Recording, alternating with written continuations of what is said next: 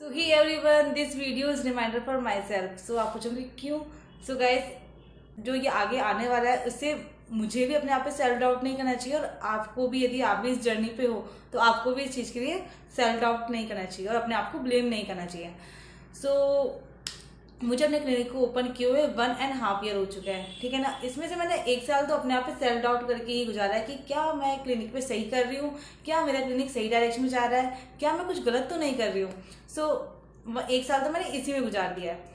So guys, इसके result मुझे अब लास्ट 5 मंथ में शो होने लगे हैं कि क्या मैं सही कर रही हूँ, क्या मैं गलत कर रही हूँ.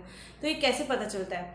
सो अभी लास्ट 5 मंथ से मेरे पास जो पेशेंट्स हैं, मतलब कि माउथ पब्लिसिटी से एक पेशेंट आ रहे हैं. सेकंड वन की रिकमेंडेड कर रहे हैं कि है ना आप उस क्लिनिक में जाइए, वहाँ पे ट्रीटमेंट अच्छा होता है. थर्ड वन की जो पेशेंट जिनका ट्रीटमेंट हो चुका है वो अपनी दूसरी प्रॉब्लम लेके आ रहे हैं मेरे पास. और फोर्थ वन है कि वो जो पेशेंट जिन्होंने ट्रीटमेंट करवा चुका है वो अपने रिलेटिव्स को भेज रहे हैं कि आप उन मैम के पास जाना. सो ऐसे ऐसे करके मुझे ऐसा लगता है कि हाँ, कि शायद मैं अब सही कर रही हूँ. ठीक है ना. अब 5 मंथ में जो मुझे रिजल्ट आ रहे हैं तो अपने आप पे थोड़ा सा कॉन्फिडेंस आने लगा है कि हाँ मैं सही कर रही हूँ.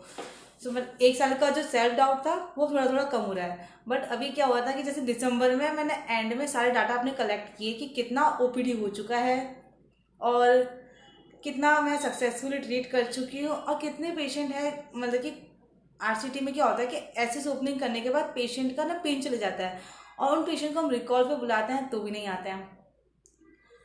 सो उनका भी मैंने डाटा कलेक्ट किया कि कौन कौन पेशेंट नहीं आए. तो मैं उन पेशेंट थे तो मैं उनको देख रही थी क्या इनके अभी तक दर्द नहीं उठा है वापस, या क्या ये पेशेंट किसी और क्लिनिक पे चले गए हैं. फिर से मैं अपने आप पे सेल्फ डाउट कर रही थी कि क्या मैंने सही किया था, क्या इनमें क्या मैंने कुछ गलती कर दी थी, क्या ये पेशेंट क्यों नहीं आए वापस, कहीं और क्लिनिक पे तो नहीं चले गए. मैं ये सोच रही थी.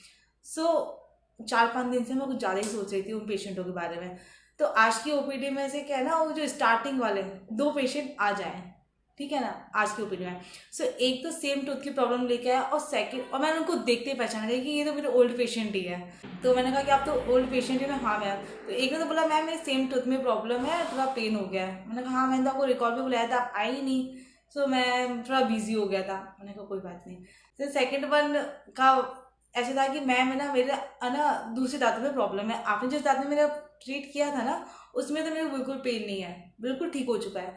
तो मैंने कहा कि मैंने तो अभी ट्रीटमेंट पूरा किया भी नहीं है तो आपका पेन कैसे चले गया, अभी तो वो ट्रीटमेंट अधूरा ही है वो. और मैंने आपको रिकॉल पे ही बुलाया था, आप नहीं आए वापस. कि मैडम वो मेरा मतलब कि मेरा पेन ठीक हो चुका था तो मैं इसलिए नहीं आया वापस. और मैम आपने मेरा ट्रीटमेंट बहुत अच्छा किया है, और मैंने इसके बाद तो ना 4-5 पेशेंट को रिकमेंडेड भी किया और रेफर किया आपके पास.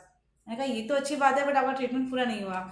सो इन सब चीज़ों से, मतलब कि इन सब चीज़ों से मैंने क्या रियलाइज़ किया है कि ना, फर्स्ट वन की एक जो ट्रस्ट होता है ना वो बिल्ड करने में टाइम लगता है. ठीक है ना. बट वो इजीली टूटता नहीं है. तो टाइम के साथ एक ट्रस्ट बिल्डअप हो ही जाएगा, और एक बार जब ट्रस्ट बिल्डअप हो गया ना तो आपका पेशेंट कहीं नहीं जाएगा. ओके. और सेकंड वन है कि आप है ना ट्रीटमेंट में अपने ट्रीटमेंट के जो प्रोटोकॉल है उनको अच्छे से फॉलो करो. ठीक है. थर्ड वन है कि आप पेशेंट के साथ हॉनेस्ट रहो, और उनके साथ क्लियर कम्युनिकेशन रखो कि उनको क्या प्रॉब्लम है, क्या ट्रीटमेंट आप दे रहे हो उनको, और क्या चांसेस है दांत बचने का यदि पेशेंट बचाना चाहता है तो, और नहीं मतलब कि जो भी है ना आप क्लियर कम्युनिकेशन रखो पेशेंट के साथ. और फोर्थ वन है कि अपने आप पे सेल्फ डाउट मत करो, अपने आप को किसी चीज़ के लिए ब्लेम मत करो. ये सब करने के बाद भी यदि आप सही प्रोटोकॉल फॉलो कर रहे हो, सब कुछ सही कर रहे हो, उसके बाद भी पेशेंट कहीं और जा रहा है. ठीक है ना. तो अपने आप को ब्लेम मत करो कि क्यों गया कैसे गया. ठीक है उसको. सो सेल्फ डाउट और अपने आप को ब्लेम बिल्कुल भी मत करना. बस अपने प्रोटोकॉल अच्छे से फॉलो करना और हॉनेस्ट रहना. बाकी तो जो होगा वो देखा जाएगा, कि कोई किसी का भविष्य नहीं जानता, फ्यूचर नहीं जानता है. हम प्रेजेंट जानते हैं कि हम प्रेजेंट में क्या कर रहे हैं. वही हमारा पास्ट अच्छा बनाएगा, वही प्रेजेंट हमारा फ्यूचर अच्छा बनाएगा. ठीक है ना.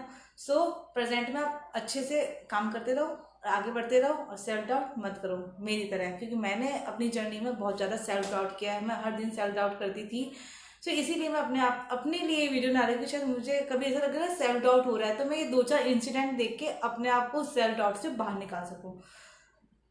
और अपने आप को ब्लेम नहीं करूँ कि नहीं मैं क्या कर रही हूँ क्या नहीं कर रही हूँ, ठीक है। मुझे छोटे छोटे साइन होते हैं ना, वो अपने आप दिख जाते हैं कि जब जब ऐसे होता है कि मैं जब कुछ ज़्यादा सेल्फ डाउट कर रही होती हूँ या कुछ ज़्यादा अपने आप को ब्लेम कर रही हूँ ना, तो कुछ ना कुछ मेरे को साइन दिख जाता है। ये वन है ना आपकी की जर्नी में मेरे साथ ऐसा हुआ है कि मुझे ऐसे साइन दिखे हैं कि है ना, मैं आज सेल्फ डाउट कर रही हूँ तो कल मुझे ऐसा पॉजिटिव चीज़ दिख जाएगी तो मेरा मूड एकदम ठीक हो जाएगा। जैसे मैं 4-5 दिन से सोच रही थी कि यार रिकॉल ये मतलब कि ये पेशेंट क्यों नहीं आए, इनको क्या वापस दर्द नहीं हुआ। सो वो सारे मतलब कि वो पेशेंट दिखे हैं मेरे को मतलब 2 दिन में, ठीक है। पॉजिटिव रिस्पॉन्स भी दिया मुझे। तो आई थिंक हमें अपने आप पे ज़्यादा सेल्फ डाउट नहीं करना चाहिए, काम ही तो है। इतना डाउट करके कहाँ जाएंगे, इतनी एनर्जी वेस्ट करके कहाँ जाएंगे। सो गाइज, यदि आप भी इस जर्नी में हो, आपको भी ऐसा लगता है, तो शायद आपको ब्लेम नहीं करना चाहिए, सेल्फ डाउट नहीं करना चाहिए। बस फर्स्ट ये है कि मेन ये है कि आप अपने ट्रीटमेंट के प्रोटोकॉल फॉलो करो, उसके बाद में जो होगा ना वो तो होगा, उसका हम कुछ नहीं कर सकते। So guys bye.